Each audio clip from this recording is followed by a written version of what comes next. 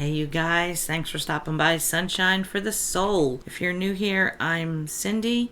So happy to have you here today. And we've got Cancer's June 2023 reading going on, and we're asking, what's the buzz from the universe? So today for you, Cancer, I pulled a oracle card from my Metaphysical Cannabis Oracle deck. This is a beautiful deck, and I pulled Aiku, which means transformation, and it says Aiku rides in and clears away the old to make space for a new vibration to come in. Without Aiku, the cycle would never be complete. Aiku is death in the Yoruba tradition, but death is not the end. The flag symbolizes creation and the light spirit body, which continues endlessly as Aiku rides through the veils of time and space. The Pegasus symbolizes this ability to fly to the ends of time and space, resulting in true freedom. It has mastered getting beyond the self and carries Aiku at the time of humanity's greatest need, its rebirth. Cannabis, flowers, and leaves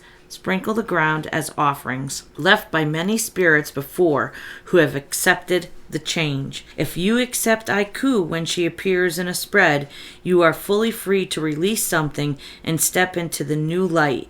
It is okay to mourn and grieve the things of the past, but you must create your future when Aiku arrives and says, it is time to move on. If Aiku shows up for you, it is time to consider this. Do I run programs of the past more than those of the future? Do I know how to embrace the unknown? All right, Cancer, so this is about transformation. What's holding us back? Are we afraid to take that step out into the unknown? Are we going to live in fear? Are we going to live in freedom? Let's get into it, you guys.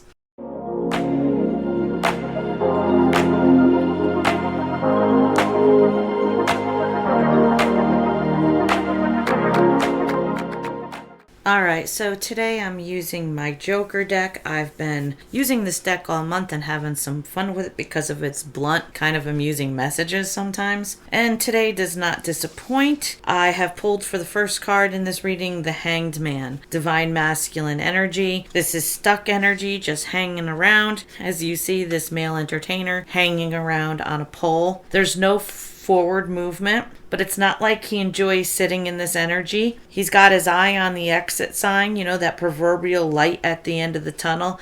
But even though he wants to run for that exit and run straight to what he would consider home, he is biding his time. He's socking away all the $1 bills he can because he has a big plan, and he's biding his time. Now is not the right time to make a move. He's in the planning stages, but he sees the light at the end of the tunnel. So I wanted to ask the universe, why is not the right time for this person to move forward, for this person to go through this transformation portal? Remember, our first card says, do you know how to embrace the unknown? Is the fear of the unknown holding you back from transforming your life? So we've got a hangman hanging out in the energy, and we ask, why is now not the right time for this divine masculine to come forward? And I've got, first of all, the Strength card in the Joker deck. So we've got the animal trainer and the sloth. The sloth is hanging on the tree, looking down. You see the look on that guy's face. That sloth is giving him a hard time. And this says the animal trainer who brings food to the sloth in the zoo seems to be in a difficult position. The sloth is looking down at the trainer as if making fun of him while he holds the materials for practice. The trainer does not feel good about the disobedient sloth. The basket is full of food and training materials, but it seems that they would just stare at each other for a long time. The sloth is just following its animalistic instincts. It will require a long period, perseverance, and wisdom in order to tame him. In addition, sloths, the slowest animal in the world, require more patience compared to the others. So we ask, why is now not the right time? And it looks like this divine masculine character is trying to find the strength. He's in a difficult position, possibly worrying about what others will think of him. It's been a very long time since he's been hanging around in this stagnant energy, trying to figure the situation out. They're staring at each other, but with no resolution. But this is a card that says, as this character is trying to find the strength, the universe is saying this may require a little more patience compared to others. All right, so that's the strength card. What I see here too is that this sloth was just following their instincts, possibly in survival mode, kind of a fight or flight. Understanding to overcome and find the strength will require a long period of perseverance and wisdom. So when I look at that and I kind of relate it back to this hangman energy, this divine masculine energy, to me what really stands out is that this has been a long process. It took perseverance. It took learning new things. It took getting out of our comfort zone. It took finding strength. And that's okay, because even though this sloth is slow, this is feels like kind of a King of Pentacles energy. Be patient. That things are moving, but it's like watching, a watch pot boil. If you stare at it, you're not going to see much movement. Or if you watch a seedling grow, if you look at it every day, you're not going to see the subtle blossoming and growing unless you do a time lapse on it, and then you can see the progression. So we've got very slow, methodical energy of a character right now. Whatever this character is plotting or strategizing, he's been slow and methodical, building his strength. In the past, they may have acted kind of spontaneously with passion and desire, kind of following their primal instincts is what I see here. We're humans. Sometimes we follow our primal instincts of passion and desire. Don't be haters. But, now this character's kind of learning another way, finding the strength and wisdom to persevere over a situation that is really, really taking a while. That's what we see here. So I'm asking, what does this character consider home? And interesting enough, I pulled two cards, and we've got the Justice and the High Priestess. Both of them are divine feminines, different, but yet divine feminines. Now, these are not genders, these are energies, so the roles can be reversed however they resonate for you. So let's take a look at the Justice card. This is Libra energy. This is the modern goddess of justice. It's about balancing the scales, getting the measurements just right, bringing something back into harmony. See, she's being very meticulous about how much she drops in. This is slow, methodical process to get something correct. Very focused. This character, this Justice feminine character, does not want to make any mistakes either. Probably a Virgo, damn perfectionist. And I'm happy to admit I'm a Virgo in 4 placements with my rising in Aries, and my twin is a Virgo in 5 placements. So we've got perfectionist energy here. And the High Priestess, again, is divine energy. And if you see in this card, it's depicting a businesswoman, maybe an entrepreneur. She's in control of the meeting. She depicts a modern version of a priestess. And when you look at both of these cards, these women this divine feminine can flip-flop between the two. She seems to be multifaceted. And the history of the High Priestess is she sits on her throne. She's half in the conscious reality of the 3D, and she's half in the unconscious or spiritual realm, meaning she has psychic abilities, she has telepathy, clairvoyancy. She invites you to close your eyes and see the unseen. It doesn't take what you see in the physical to accept something is there or something is true. Lack of evidence is not evidence of lack. She waits instead of pushing. She roots instead of reaching, for she knows that patience allows new magic to germinate in the void. So she knows how to manifest. She knows how to create. The High Priestess knows how to move energy. So we asked the universe, what does this divine masculine consider home? What does he consider home? That he's biding his time, that he's strategizing, that he's socking away money, that he's looking at the light at the end of the tunnel. He's handling difficult situations. He's making moves.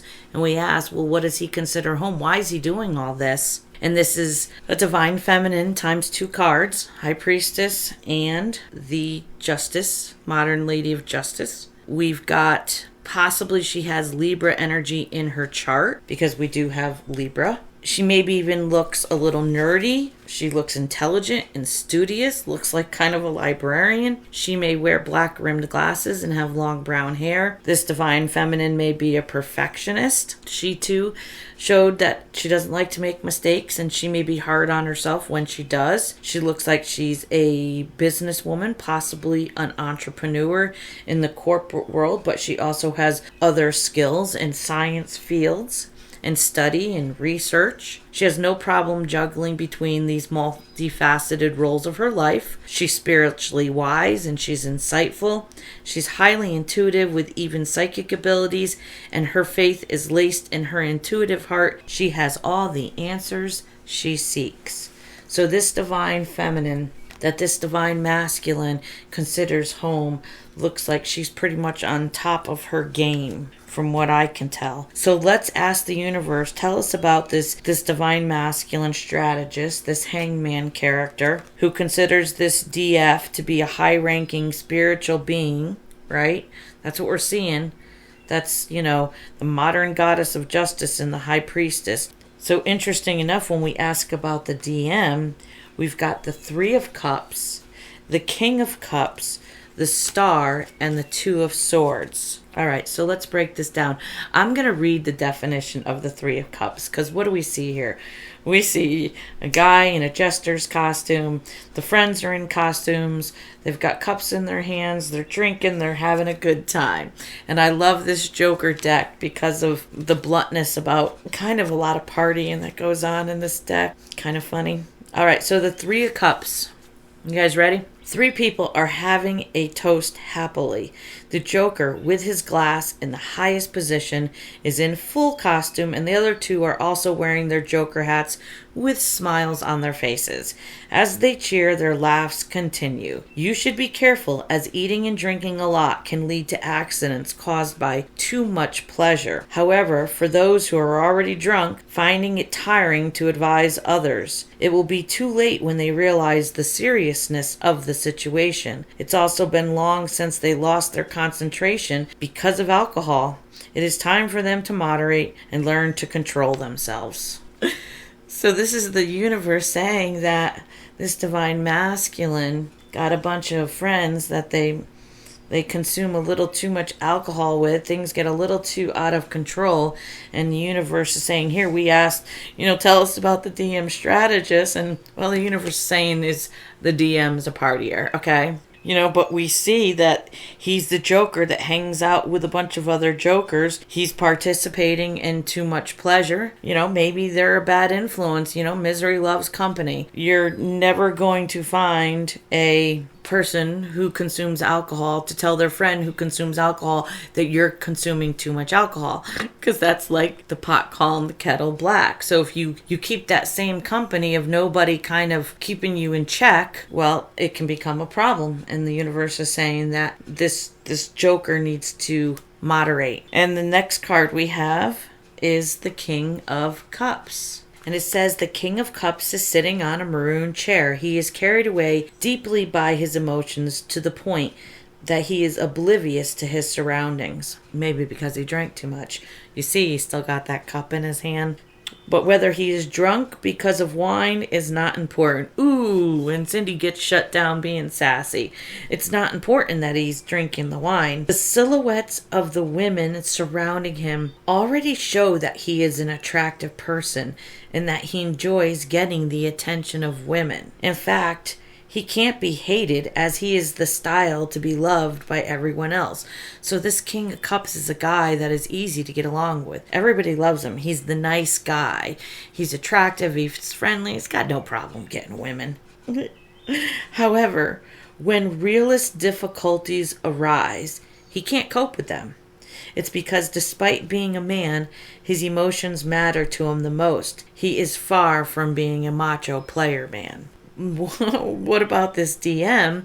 And the universe is saying he's a King of Cups with deep emotions. That when difficulties arise, he's one of the ones that just bails and buries the emotions because it's so emotional to him. He just doesn't want to be in that situation because he feels so much. I don't know. He knows that he's attractive, and maybe he uses drinking in order to bury his emotions. He's carried away deeply by emotions to the point he is oblivious to his surroundings. Very interesting. But this King of Cups, he has emotions. He is a sensitive person, and it seems like the people around him probably don't know that side of him. He's very good at hiding it. He's very good at going along with the crowd. He plays along with everybody. So the next card I pulled about the DM, what can you tell us about the DM, is the Star card. Now, the Star card only comes after a Tower. The Tower is when our beliefs, our fears, our ideas are locked in a tower, and then when the tower comes falling down, we're able to be free from those burdens. Sometimes we self-imprison ourselves in that tower with our closed-minded belief systems or our fear of change. So when a tower happens, that's when the transformation can come through. And then we have the Star. And this star is being represented, interestingly enough, as a magician or a performer. And this says a painting of a water bottle is being completed by a man who is holding a professional performance on stage. The amazement comes when the water falls down from the drawing. He will leap into stardom by showing an incredible effect to the audience. A twinkling star foreshadows hope, represents people's expectations, and shows miracles like making a marvelous imagination come true. Therefore, he will become a star that is beyond reach. People would rather hope to see the performer rather than debating whether or not it is real or fake. So like in the tarot deck, we have the magician comes in and they're the master manifestors. They can make something happen. And the star is also known as a wish fulfillment. So this character has a wish fulfillment, and it seems to me like he's coming in as a performer. That's what he knows. That's what he's good at. And, don't look at whether or not it's real or fake. Like, you have to look deeper when you watch a performance. You have to look for the meaning and where it tugs on your heart, not just on the exterior, what it looks like from the outside. And then the last card clarifying, what this DM strategist is like, I've got the Two of Swords. And the Two of Swords is about blindly making a choice, going into something, crossroads choice perhaps. That's what the Two of Swords is. It's having to choose a path, but you see that the gentleman is blindfolded. So when he sends out his communication and his thoughts, represented by the dark, he is unsure of what's going to be reciprocated. He's unsure of what the response is going to be with his communication. And this is all about having a choice. I mean, to me, it looks like even though he can't see the ending, even though he's not sure, that he's gonna throw that dart. He's gonna make a move. And to me, it seems like this divine masculine's moment to perform kind of seems right around the corner. He's desiring this transformation, put in the time, the blood, the sweat, and the tears into it. I mean, look, he became a stripper to make extra money. I mean, he put himself out there. He did something he didn't necessarily want to do just so he can sock away the Benjis, I mean, he went above and beyond the call of duty. That may have even included him losing his dignity a little bit. He knows where he's headed, though. He knows what feels like home now. The divine feminine and no one else. He has her on a pedestal in every way and looks at her as goddess Lady Justice and as a high priestess. And the DM has a bunch of jokers that he hangs out with, and when they're together, they may seek a little too much pleasure when it comes to alcohol. Like we talked about, one drunk isn't going to tell another drunk, hey buddy, you're drinking too much, time to, reel it in. Maybe it was a little too late when they realized what an effect this drinking and this partying was having on their life. Nor did they see the seriousness of the situation. Now the divine masculine knows it's time to moderate. The universe is saying, get your shit together and take control of yourself. You've got an important purpose. You've got something here you've got to accomplish. After all, they need to get their strength back and keep their wits about them as the performance of a lifetime is fast approaching. They'll head back home finally hopefully into the arms of the divine feminine. But there is a crossroads choice up ahead. Will the divine feminine be on the same page? Will this performance of a lifetime end in bliss and harmony for the divine masculine that took up a part-time job, stripping, making the extra dineros, performing? We've seen multiple cards of performance. We've got the Star and the Hangman. Both show that this character is a performer. Will this be the performance of a lifetime that ends in bliss and harmony? Or has the divine feminine lost patience and is no longer waiting around for anyone? Stay tuned. Look out for the Pisces, Capricorn readings next for the continuation of the story. All my stories seem to be running in the same circle about the same divine masculine. Everyone just keeps building and building and giving a little bit more backstory. And if you guys want to participate and be eligible for a free reading, all you have to do is be a subscriber and put a peace sign in the comment section, and that will enter you into a drawing for once a week. I will do a reading for a subscriber out of my appreciation for you guys bringing your beautiful energy here and helping to build this community. And so all zodiac signs this month really seem to be running the same story. I appreciate you guys so much. I hope you enjoyed this tale. We will continue to follow this energy in the next reading. And if you enjoyed this, please like, share, subscribe. That is the way that you can put your energy towards this community and help it grow. I really appreciate all of you. We'll see you at the next reading and see what this Hangman Divine Masculine does and how the Divine Feminine responds. Dun dun dun. Peace.